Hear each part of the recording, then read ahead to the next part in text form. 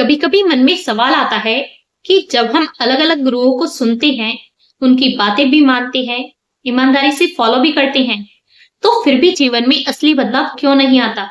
लेकिन यहीं पर हम उलझ जाते हैं, क्योंकि कहीं ना कहीं हम यह मान लेते हैं कि अगर बदलाव नहीं हो रहा तो शायद कमी हम में ही है। तो इस वीडियो में हम यही समझने की कोशिश करेंगे कि स्वयं में या सुनने वाले में कमी देखने वाली यह सोच आखिर क्यों अधूरी रह जाती है। नमस्कार। कन्फ्यूजन से क्लैरिटी के लिए आप गुरु की इस वीडियो में आपका स्वागत है। जब जीवन में मुश्किलें आ जाती हैं, मन भारी हो जाता है, अंदर दुख और बेचैनी बढ़ने लगती है, तो ऐसे समय में ज्यादातर लोग कहाँ जाते हैं? गुरुओं की तरफ। लेकिन यहीं से एक दिलचस्प चीज शुरू होती है। लोग अलग अलग गुरुओं को सुनते हैं, और थोड़ा नहीं बल्कि खूब सुनते हैं। उनकी टीचिंग को पूरी ईमानदारी से फॉलो भी करते हैं। शुरुआत में सब कुछ अच्छा भी लगता है। ऐसा लगता है जैसे कुछ गहरा जान रहे हैं, कुछ ऊंचा समझ रहे हैं, कुछ सच्चा पकड़ रहे हैं, और थोड़ी शांति, थोड़ी राहत भी मिलती है। और लगता है कि अब जीवन बदल रहा है और सही दिशा में आगे बढ़ रहा है। लेकिन जैसे जैसे समय बीतता है और जैसे जैसे आगे बढ़ते हैं, तो धीरे धीरे ऐसा महसूस होने लगता है कि हाथ तो कुछ खास आया ही नहीं।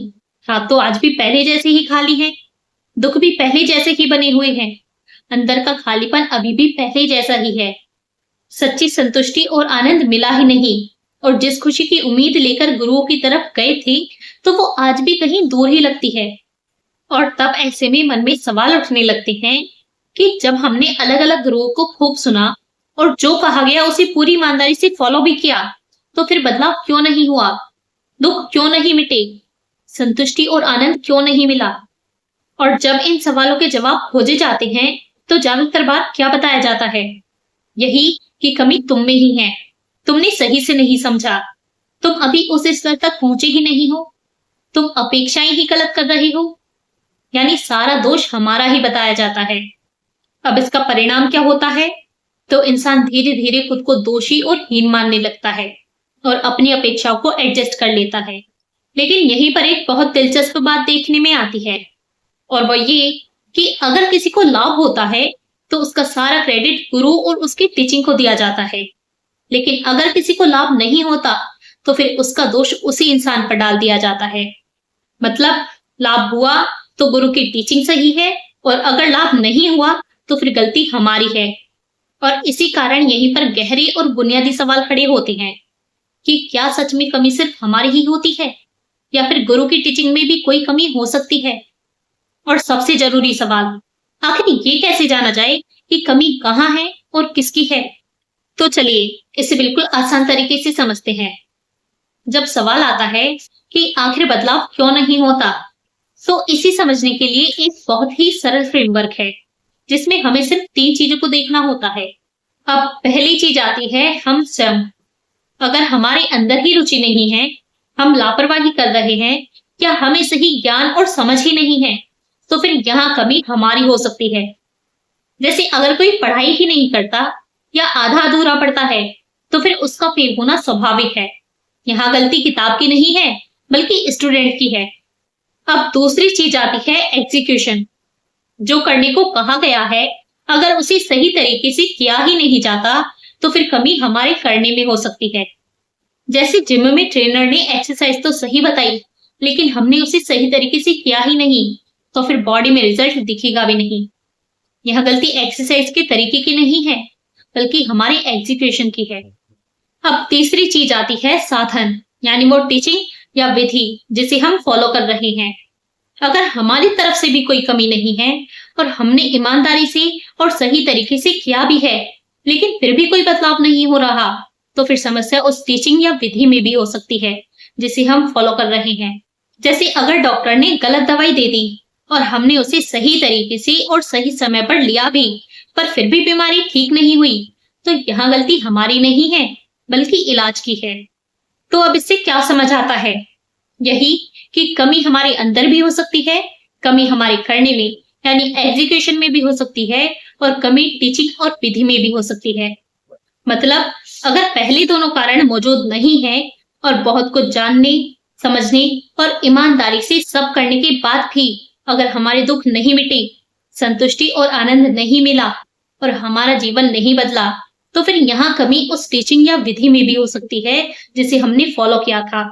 इस आधार पर यह बात पूरी तरह जम ही नहीं पाती कि अगर लाभ नहीं मिला तो फिर हर बार सिर्फ हमारा ही दोष होता है। इसलिए लाभ ना मिलने पर स्वयं को दोषी या हीन मानने पर प्रश्न खड़े होते हैं। अब सवाल उठता है कि अगर टीचिंग में भी कमी हो सकती है, तो फिर लाभ ना मिलने पर टीचिंग को दोष देने के बजाय हम पर ही दोष क्यों डाल दिया जाता है? तो देखिए, कुछ सिस्टम बनाए ही ऐसे जाते हैं कि अगर लाभ नहीं होता तो वहां हम पर तो सवाल उठाए जा सकते हैं, लेकिन टीचिंग पर सवाल खड़ा होने ही नहीं दिया जाता। क्यों? क्योंकि अगर टीचिंग पर सवाल उठने लगे तो फिर इससे टीचिंग की कमजोरी दिखाई देने लगेगी, जिससे लोग उस टीचिंग और विधियों को फॉलो करना बंद कर सकते हैं। इसलिए वहां बदलाव ना होने पर अक्सर दोष हम पर ही डाल दिया जाता है। दिलचस्प बात यह है कि मनोवैज्ञानिक रूप से हम यह मान भी लेते हैं कि कमी हमारी ही है, लेकिन यहाँ पर एक बात उभर कर सामने आती है कि ज्ञान की असली पहचान उसके परिणाम से होती है। इस कारण कोई भी टीचिंग चाहे कितनी भी ऊंची और गहरी क्यों ना लगे, अगर उसे ईमानदारी से फॉलो करने के बाद भी जीवन में दुख और बेचैनी नहीं मिटते, आनंद और संतुष्टि नहीं मिलता, तो फिर खुद को दोष देने या हीन समझने के बजाय उस टीचिंग और विधि की जांच जरूरी हो जाती है कि कहीं उसी में तो कमी नहीं है। क्यों? क्योंकि कमी हमारे अंदर भी हो सकती है, हमारे करने में भी हो सकती है और कमी टीचिंग में भी हो सकती है। लेकिन सच्चा अध्यात्म आपको अकेले को दोषी नहीं बताता, बल्कि आप में बोध को जगाता है। इसी कारण यहीं आकर बहुत सुनने और ईमानदारी से फॉलो करने के बाद भी अगर बदलाव नहीं हुआ, तो फिर खुद को दोषी या हीन मानने में कहीं न कहीं अधूरापन महसूस होने लगता है। अब अगर आपको ऐसा लगता है कि बहुत कुछ सुनने, समझने और करने के बाद भी जीवन में बदलाव को लेकर कुछ सवाल बाकी हैं, तो फिर ऐसे समय में चीजों को थोड़ा और गहराई से समझने की जरूरत महसूस हो सकती है। तो गहराई से समझने के लिए अगर आप चाहें तो इंस्टाग्राम पर हमारे ऑनलाइन सेशन से भी जुड़ सकते हैं। और अगर आपको ऐसे सवालों को गहराई से समझना अच्छा लगता है, तो फिर आप चाहें तो हमारी दूसरी वीडियो भी देख सकते हैं।